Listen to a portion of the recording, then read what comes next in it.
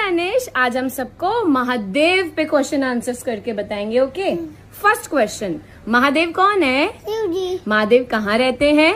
कैलाश पर्वत। महादेव के हेड से क्या फ्लो करती है? गंगा। महादेव के पास पावरफुल क्या है? ट्रिडेंट। महादेव यहाँ हैंड में क्या पहनते हैं? लुग्लाक्स। महादेव को कौन सा साउंड सबसे ज्यादा पसंद है? ओम। महादेव का पावरफुल मंत्र?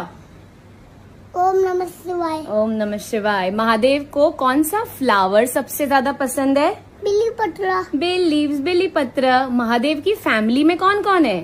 गणपति बाप्पा, पार्वती जी, कार्तिकेय, अशोक सुंदरी। अशोक सुंदरी। महादेव ने जब पॉइजन पी लिया था तो उनका ये नेक कौन से कलर का हो गया था? ब्लू। और वो पॉइजन कब पिया था?